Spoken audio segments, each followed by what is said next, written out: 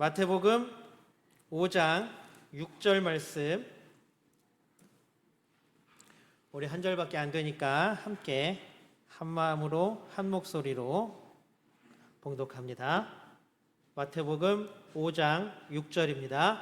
같이 읽겠습니다. 시작. 의에 줄이고 목마른 자는 복이 있나니 그들이 배부를 것임이요. 아멘. 설 명절 잘 보내셨습니까? 네. 연휴 동안 어떻게 행복하셨나요?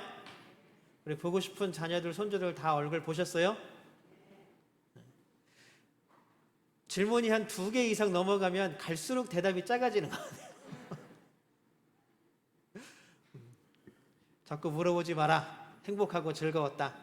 우리 모두의 삶이 이렇게 명절처럼 행복과 기쁨이 넘치는 삶이 되기를 주님의 이름으로 소망합니다. 또한 올 한 해에는 정말로 하나님 주시는 건강과 평안과 형통의 복이 우리 삶 모든 곳곳에서 차고 넘치기를 주님의 이름으로 축복합니다. 우리 함께 예배하는 모든 분들과 사랑의 인사 나눕니다. 앞에 옆에 뒤에 보시면서 인사 나눌게요. 사랑합니다. 축복합니다.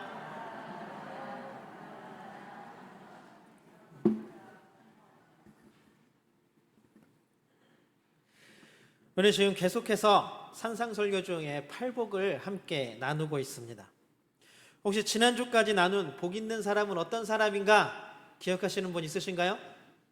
우리가 이거를 8가지가 이런 경우 해서 8개의 복이 있다가 아니라 이것을 하나로 통째로 꿰서 보자고 제가 말씀을 드렸죠. 원래 이 팔복은 하나하나 나누어져 있는 복이 아니라 이것은 거룩함에 이르는 길, 곧 하나님 나라가 하나님께서 우리에게 주시는 가장 큰 복이다라는 것들을 결국 주제로 하는 하나의 8가지의 선포입니다. 그래서 결국 처음에는 뭐였어요? 심령이 가난한 사람. 이것을 우리가 좀 이해하기 쉽게 바꾸면 뭐라 그랬습니까? 영적으로 가난한 사람. 그리고 두 번째는 뭐였어요? 내가 영적으로 가난한 상태를 깨달아 알기 때문에 너무 애통하며 슬퍼하는 사람이었습니다. 아, 내가 이렇게 영적으로 가난한 사람이었구나. 내가 이렇게 보잘것없는 사람이었구나 라는 깨달음을 얻은 사람은 결국 슬퍼하며 애통할 수밖에 없다라는 것입니다. 그 다음에 무엇이었습니까? 지난주에 했던 거? 혹시 기억나시는 분 있으세요? 온유한 사람. 그러니 결국 온유할 수밖에 없는, 겸손할 수밖에 없는 사람입니다. 왜요? 나는 아무것도 아닌 존재임을 깨달았기 때문에. 내가 결국 하나님 의지하지 않으면 살 수 없는 존재임을 깨달았기 때문에 결국 겸손해지고 온유해질 수밖에 없는 거죠. 이것이 바로 거룩함에 이르는 상태, 가장 출발점에 서 있는 상태라고 말씀을 드렸습니다. 거룩함의 길의 출발선에 선 사람들은 결국 복된 사람들입니다. 왜냐하면 내가 거룩함에 들어설 수 있는 길을 발견했고, 그리고 이제 그 길을 걸어가야 할 출발선에 서 있기 때문입니다. 그러면 이런 복을 누리지 못하는 사람들은 어떤 사람, 왜 복을 누리지 못해요? 아직까지도 그 길을 찾지 못하고 그 출발선에 서지 못하고 방황하고 있기 때문입니다. 세계적으로 유명한 모델이자 패션 디자이너이면서 유명한 작가이기도 한 인도 사람입니다. 인도 여성인데 크리시다 로드리게스라는 사람이 있어요. 제가 지금 사진을 엄청 찾다 보니까 화질이 다 깨져서 나오고 안 좋더라고요. 그래서 못 보여드리는데 굉장히 아름다운 여성입니다. 패션 모델로서도 성장한 여성이었습니다. 그런데 어느 날 암에 걸렸어요. 이 암을 고치려고 수없이 노력하고 수많은 항암 치료와 수술을 했지만 결국 회복하지 못했습니다. 이제 죽을 날만 기다리던 이 여성이 도저히 안 되겠다 싶어서 유언장을 작성합니다. 그리고 이 유언장을 작성해서 신문사와 자기가 친했던 기자들과 신문사와 잡지사와 방송국에 보내면서 나의 이 마음을 사람들이 더 많이 알아줬으면 좋겠다라고 하면서 보냈습니다. 거기에는 어떻게 써 있었냐면 9가지가 써 있었습니다. 첫 번째는 나는 지구에서 가장 유명한 슈퍼카라 그러죠. 차를 10대가 넘게 가지고 있는 사람입니다. 그러나 지금 나는 병원의 휠체어를 타고 있습니다. 나의 집에는 디자인이 다양한 옷과 신발, 장신구 등 명품으로만 가득 차 있습니다. 그러나 지금 나는 병원의 하얀 환자복 한 벌만을 입고 있을 뿐입니다.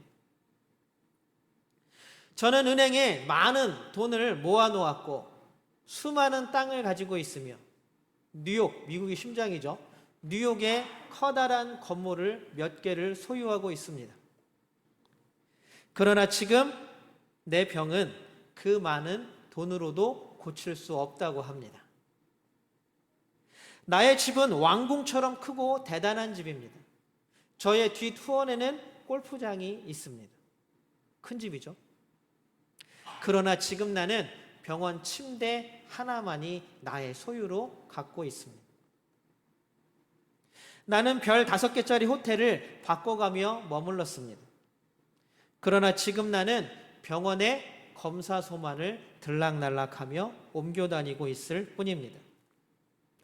나는 유명한 명품 옷의 디자이너였으며 회사들과 계약을 체결할 때에 나의 이름으로 계약서에 사인을 했습니다.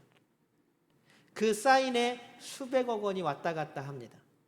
그러나 지금 저는 병원의 진단검사지에 사인을 하고 있을 뿐입니다. 나는 보석으로 장식된 머리 장식품이 많이 있습니다. 그러나 지금 항암 치료로 인해서 그 보석과 핀을 꽂을 머리를 갖고 있지 않습니다. 나는 자가용 비행기를 가지고 있습니다. 그래서 가고 싶은 곳은 언제든지 그 비행기를 타고 갔습니다. 그러나 지금은 간호사가 2팔로 밀어주는 휠체어 한 대에 의지해서 살아갈 뿐입니다. 나에게는 먹고 마시는 비싼 식품들이 있었습니다. 그러나 지금은 병원에서 약 먹을 물만이 내 손에 쥐어져 있을 뿐입니다.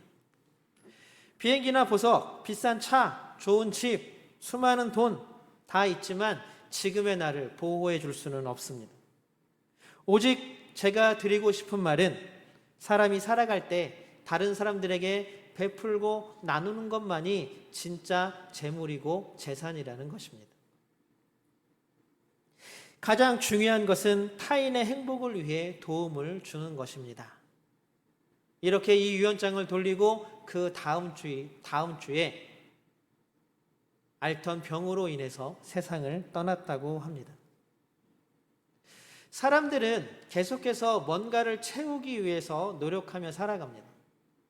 그런데 정말로 그것이 채워져서 만족한 상태에 이른 사람을 본 적이 없습니다.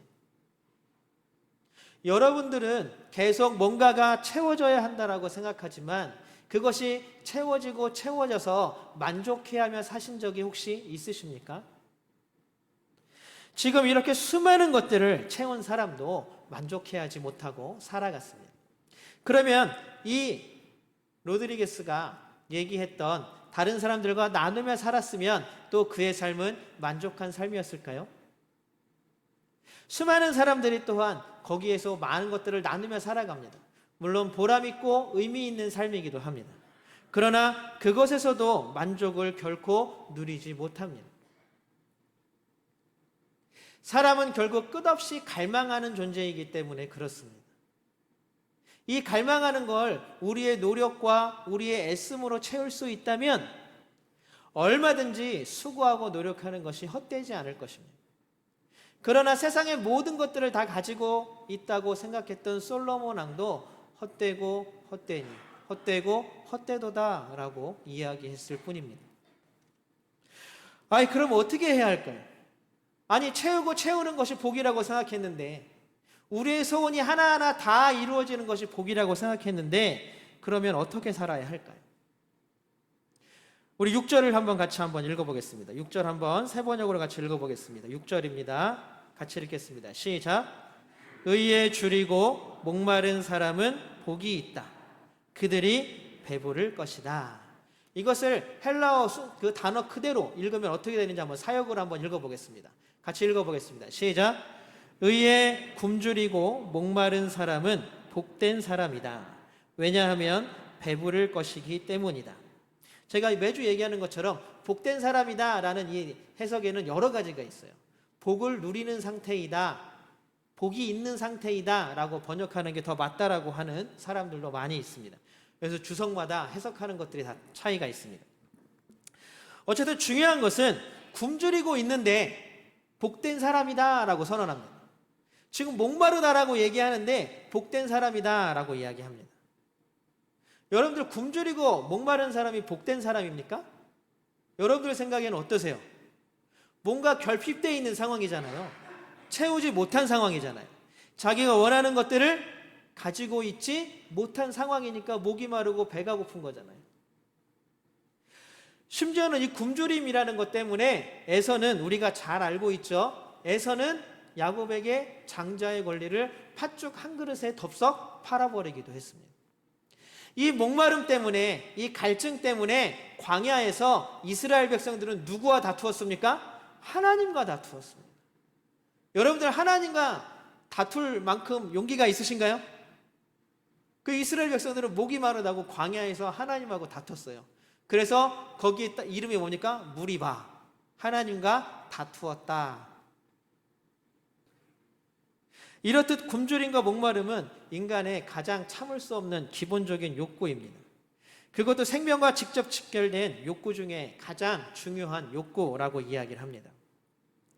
그런데 단순히 오늘 마태복음 5장 6절은 그냥 배고프고 목마른 것에 대해서만 얘기를 하느냐, 음식을 못 먹어서 배고프고 물을 못 먹어서 목마른 걸 얘기하느냐. 근데 사실 누가복음에서 이 똑같은 이야기를 하고 있는 사복사화 선언에서는 실제적으로 목마르고 실제적으로 배고픈 것에 대해서 이야기를 합니다. 그러나 마태복음은 거기에다가 단어 하나를 더 붙입니다. 뭘 붙였어요? 의. 그러니까 음식에 배가 고프고 물에 목마른 사람이 아니라 앞에 붙인 단어 하나, 뭐예요? 의. 의가 없어서 배고프고 의가 없어서 목마른 사람은 복이 있다라고 말합니다. 놀라운 말이죠. 여러분들 의라는 말을 들으면 어떤 이미지가 막 떠오르세요? 정의롭고 막 애들 영화 같은 뭐 히어로 영웅 나오잖아요. 저 세상에 정의를 행하는 그런 영웅들. 저도 마블에서 나오는 영화들을 굉장히 좋아해서 안 빼놓고 계속 보는데 그런 영웅들을 우리는 생각합니다. 그래서 지난번에 한번 TV를 보니까 이렇게 막 토론을 하는 데서 나오는데 이제 법학 전문가들이 그런 얘기를 해요. 그런 마블에 나오는 히어로나 영웅들은 결국 뭐냐면 범법자래요. 범법자. 공적인 영역에서 제재가 가해지는 것이 아니라 사적인 영역에서 제재를 가하는 거기 때문에 뭐 사적 복수와 똑같다 해서 처벌받는다 그래요. 그렇게 따지면 또 너무 재미없잖아요, 영화가. 근데 우리는 그렇게 악당들을 벌하고 나쁜 일들을 못하게 하는 것, 이것을 정의라고 생각합니다. 그런데 오늘 성경에 나오는 의는 헬라어로 뭐 어떤 단어냐면 디카이오시네라는 단어입니다. 디카이오시네. 이것을 우리나라에서는 의라고 번역을 했는데 사실 이 단어는 법적인 용어입니다. 법정에서 사용하는 용어입니다. 이 디카이오시네 이 단어를 유명한 철학자인 한번 들어보셨을 거예요. 플라톤은 뭐라 그랬냐 하면 조화라고 얘기했어요. 조화.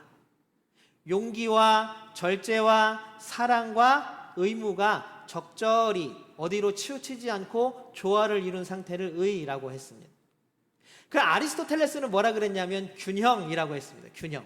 이 디카이오시네를. 이게 아리스토텔레스 굉장히 유명한 사람이 어서 한번 들어보셨을 거예요.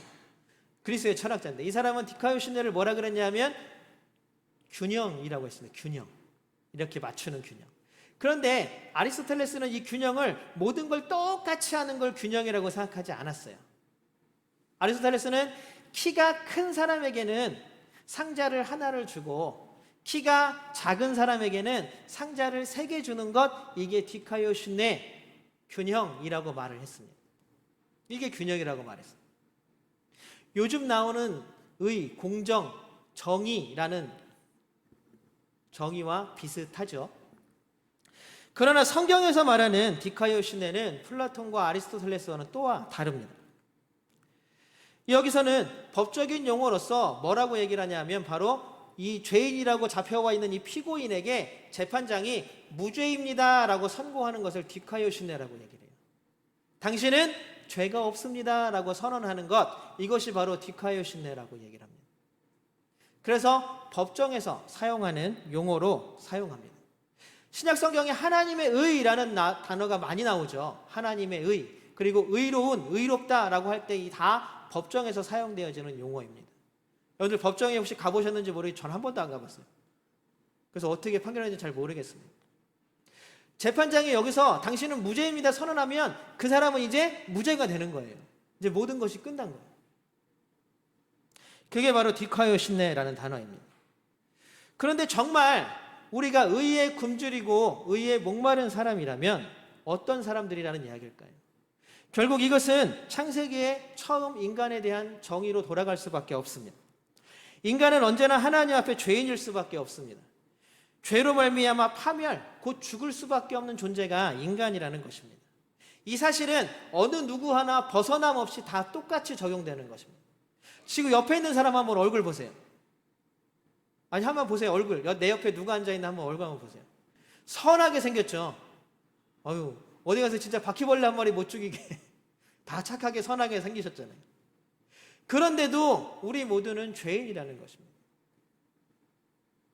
누구도 이 죄의 사슬에서 벗어날 수 없는 존재가 인간입니다. 우리의 이런 죄된 상태를 바울은 이렇게 선언합니다. 로마서 3장 19절 우리 같이 한번 읽어보겠습니다. 로마서 3장 19절입니다. 같이 한번 읽어보겠습니다. 시작. 그것은 모든 입을 막고 온 세상을 하나님 앞에서 유죄로 드러내려는 것입니다. 어떤 핑계도 필요 없습니다. 모든 입을 막고 니들은 다 유죄야 라고 선언하는 것입니다. 이 율법에 대해서 얘기하는 것이거든요. 우리의 입을 다 틀어막고 변명하지 마. 이런저런 얘기하지 마. 우리는 모두 다 유죄, 죄인일 뿐입니다. 바울은 항상 자기 자신을 모든 인간들을 죄된 상태에 있다라고 선포합니다. 그러니 결국 우리는 죄인일 뿐이라는 것이죠. 바울은 연이어서 로마서 6장 23절에서 뭐라 그러냐면 죄의 삭은 사망이다 라고 말합니다. 결국 죄인인 우리들은 죽을 수밖에 없다라는 것이 바울 그리고 또 우리가 가지고 있는 운명이라는 것입니다. 우리가 아무리 발버둥 쳐봐야 우리는 결국 의로움, 디카이오신네, 무죄 판결을 받을 수 없는 존재입니다. 이 사실을 깨닫지 못하면 우리는 계속 어쩌면 정의라는 추상성에서 벗어날 수가 없는 거예요. 아유, 나는 좀 나은 것 같은데 좀 나은 게 어디 있어요? 하나님 앞에서는 이만큼이나 똑같은 죄인입니다. 아예 나는 좀 착하게 산 것 같은데 내가 무슨 죄가 있어? 저도 죄 없게 생겼죠. 대답을 안 해주시면 제가 이상하잖아요. 모든 사람이 누구나 예외 없이 하나님 앞에서 죄인일 뿐이라는 것입니다. 이곳에서 어떤 누구도 벗어날 수 없습니다. 그러니 우리가 말하는 정의와 공정이라는 가치가 과연 무슨 의미가 있는가 하는 거예요. 세상은 이 정의라는 가치를 위해서 법을 만들고 제도를 정비합니다. 그런데 그러면은 제가 말씀드린 것처럼 사람은 다 죄인이고 정의롭지 못하고 공정하지 못하기 때문에 이런 법이나 인간의 노력 때 아무 쓸모 없어? 이런 얘기를 하는 게 아니에요. 우리는 우리의 살아가는 공동체를 위해서 법과 제도를 정비해가면서 조금이라도 공정성, 조금이라도 정의를 띠기 위해 노력해야 합니다. 그러나 그것은 최소한이라는 것이죠. 그리스도인은 달라야 한다는 사실입니다. 그리스도인은 지금 세상에서 말하는 공정과 정의보다 더 큰 위에, 더 높은 위에 있어야 한다는 말입니다. 지금까지 세상이 만들어 놓은 모든 법과 모든 제도들이 정말로 완전한 공의와 정의를 이룬 것을 본 적이 있으십니까? 법과 제도가 문제가 아니라 누가 문제예요? 사람이 문제이기 때문에 그렇습니다. 사람이 악하기 때문에 그렇습니다. 사람이 죄인이기 때문에 그렇습니다. 그렇다면 바울의 말대로 우리는 그대로 죄에 싹신 사망을 기다릴 수밖에 없는 존재일까요? 그런데 고맙게도 바울은 로마서 3장 24절에서 이렇게 또 선포합니다. 한번 같이 읽어보겠습니다. 3장 24절입니다. 같이 읽겠습니다. 시작. 그러나 사람은 그리스도 예수 안에서 얻는 구원으로 말미암아 하나님의 은혜로 값없이 의롭다는 선고를 받습니다. 아멘. 여러분, 이것이 믿어져야 합니다. 이것이 믿어져야 그리스도인 줄로 믿습니다. 이게 뭐예요? 그러나 사람은, 우리는 다 유죄이지만 우리 입을 다 틀어막고 변명하지 마, 너는 죄인이고 너는 유죄야 라고 선포했지만 뒤에 나오는 말이 뭐냐? 그러나 사람은 그리스도 예수 안에서 얻는 구원으로 말미암아 하나님의 무엇으로? 은혜로 값없이 무엇을 얻었습니까? 의롭다, 의를 얻었다는 거예요. 의를 얻었다는 것입니다. 의에 굶주리고 목마른 상태에서 누구로 말미암아? 예수 그리스도로 말미암아 값없이 의를 얻었다라고 선포하고 있는 것입니다. 우리가 의롭다고 인정받는 것은 우리가 정의로워서 그런 게 아니에요. 우리가 하나님께 의를 인정받는 것은 우리가 너무나 뭔가를 잘해서, 우리가 너무나 깨끗해서, 너무나 착해서가 아니에요. 우리의 의롭다라고 선포하는 그 이유는 바로 하나님, 예수 그리스도이신 줄로 믿습니다. 하나님께서 이 땅에 오셔서 자신의 생명까지도 내어주시는 그 놀라운 사랑으로 우리가 법정에서 서 있었는데, 원래 너는 유죄인데 예수 그리스도로 말미암아 내가 너에게 무죄를 선고한다. 죄인이지만 예수 그리스도로 말미암아, 하나님의 사랑으로, 예수 그리스도의 사랑으로 말미암아 너에게 무죄를 선고한다. 이것이 바로 우리가 얻을 수 있는 의, 우리가 얻은 의라는 것입니다. 예수님께서 우리를 위해 이 땅에 오셨습니다. 이 땅에서 우리를 위해 믿음의 삶이 무엇인지를 직접 보여주셨습니다. 그것이 예수님의 삶이었습니다.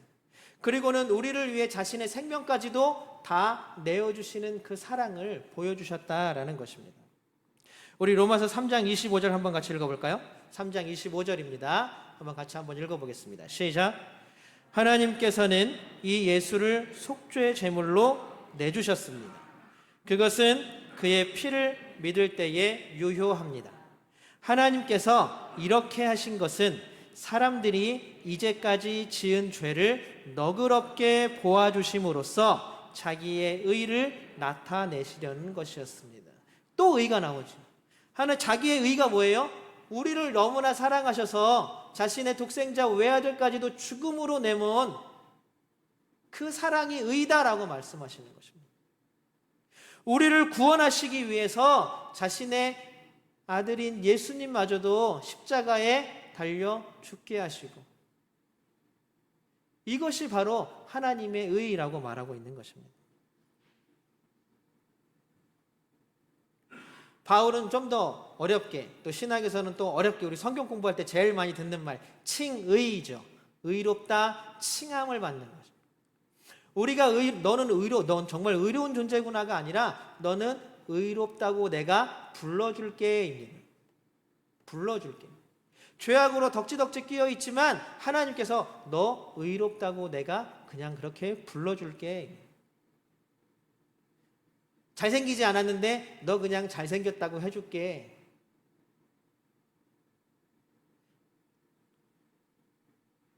의는 하나님의 것입니다. 의는 우리의 것이 아닙니다. 의는 우리가 이루거나 우리가 채우거나 우리가 만들 수 있는 것이 아닙니다. 수고로이 우리가 이룬 것이 아니라 결국 하나님께서 값없이 베푸신 은혜, 그것이 바로 의입니다. 그게 결국 무엇입니까?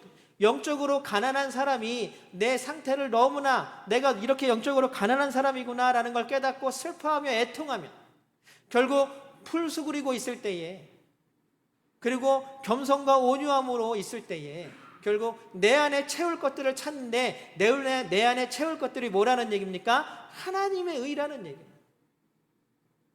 내가 채우는 것이 아니라 하나님께서 우리에게 채워주시는 거라는 얘기입니다. 우리는 하나님만을 의지하는 사람이 되어야 될 줄로 믿습니다. 우리에게 그 의가 없다면 우리는 계속 목마르고 굶주린 사람일 수밖에 없습니다. 우리가 그 의를 세상 가운데서 찾는다면, 세상과 같다고 생각한다면 우리는 계속 하나님의 의에 굶주리고 목마른 사람이 될 수밖에 없는 것입니다. 여러분, 의에 굶주리고 목마른 사람들은 복된 사람인 줄로 믿습니다. 그 주시는 복, 누려야 할 복, 그것이 뭐라고 성경은 이야기하고 있습니까? 결국 그들이 배부를 것이다 라고 말합니다. 이것도 사실 너무 한국식으로 우리나라에는 수동태라는 태가 없기 때문에 너무 한국식으로 번역을 했는데, 사실 이 배부르게 된다라는 말은 원래 뜻은 뭐냐면 만족하다라는 뜻입니다. 그 만족하다라는 헬라어가 코르타스 데손 타이라는 헬라어를 사용합니다. 코르타스 데손 타이라는 말을 사용합니다. 근데 이 말은 수동태예요. 내가 스스로 내 배를 불리는 게 아니라 뭡니까? 다른 무엇으로부터 내가 배불림을 당하는 거예요. 내가 만족함을 당하는 거예요. 그러니까 나를 만족해 하시는 분은 누구예요? 하나님. 의의 주인이 하나님이시기 때문에 의로 배부르게 하는 건 누구예요? 하나님이십니다. 결국 우리는 하나님께 의지할 수밖에 없는 존재라는 것들을 오늘 또한 다시 한번 말씀을 통해 확인시켜 준다라는 것입니다. 여러분, 우리는 결국 우리 스스로 우리 하나님의 의를 채울 수 없는 존재입니다. 우리는 그 의를 채우기 위해 세상에 나가서 이것저것 외쳐보고 이것저것 해보지만, 그것도 중요한 일이기는 하지만 정작 중요하고 정말 중요한 일은 뭐냐 하면 결국 하나님께 매달려서 하나님의 이 놀라운 구원의 역사와 구원의 사역과 구원의 은혜와 구원의 사랑을 우리 마음 가운데 깊숙이 하나하나 채워주시기를 간구하고 원하는 것입니다. 우리 모두가 하나님의 의를 채워나가는 사람들이 되시기를 주님의 이름으로 소망합니다. 이 놀라운 것을 한마디로 정의하자면 가장 잘 정리되어 있는 구절이 하나 있습니다. 우리가 너무나 잘 알고 있는 구절입니다. 우리 마지막으로 요한복음 3장 16절 한번 같이 볼까요? 이 요한복음 3장 16절은 아무리 봐도 이 개역개정이 제일 잘 번역이 되어 있는 것 같아요. 우리 같이 한번 읽어보겠습니다. 같이 읽겠습니다. 시작. 하나님이 세상을 이처럼 사랑하사 독생자를 주셨으니 이는 그를 믿는 자마다 멸망하지 않고 영생을 얻게 하려 하심이라. 아멘. 이 놀라운 일이 믿어지시기를 주님의 이름으로 소망합니다. 바로 하나님의 구원, 하나님의 사랑, 하나님의 은혜, 이것들이 다 하나님의 의인 줄로 믿습니다. 이 하나님의 의를 마음 가운데 채우고 간절히 우리가 하나님의 의로 배부르고 그 갈증을 시원하게 풀어내기를 주님의 이름으로 소망합니다. 사랑하는 성도 여러분, 우리는 하나님 앞에 의를 드러낼 수 있는 존재가 아닙니다. 우리는 하나님 앞에 정의와 공의를 감히 내세울 수 있는 존재가 아닙니다. 우리는 죄인이고 의에 굶주리고 의에 목마른 사람들일 뿐입니다. 그것을 하나님께서 채워주시기를 간절히 원하는 우리 모두가 되기를 주님의 이름으로 소망합니다. 그 의를 가장 쉽게 또 가장 강력하게 채울 수 있는 자리가 여러분 바로 예배의 자리, 기도의 자리인 줄로 믿습니다. 하나님이 마음먹으시면 어디에서든지 어떤 시간이든지 의를 채워주실 수 있지만, 그러나 우리가 가지고 있는 시간 속에, 우리가 행하고 있는 모든 의식 속에 하나님이 강력하게 임재하시고 영향력을 끼치시는 자리가 바로 예배의 자리인 줄로 믿습니다. 이 예배의 자리에 나올 때마다 여러분들 하나님의 의를 갈망하고 갈급해하는 우리 모두가 되기를 소망합니다. 우리 모두를 의롭다고 선언해 주신 하나님께서 우리의 목마르고 배고픔을 해결해 주실 줄로 믿습니다. 날마다 하나님의 의를 믿음으로 배부르기를 주님의 이름으로 소망합니다. 우리의 삶이 하나님의 은혜와 사랑, 겸손과 감사로 채워지기를 주님의 이름으로 축복합니다.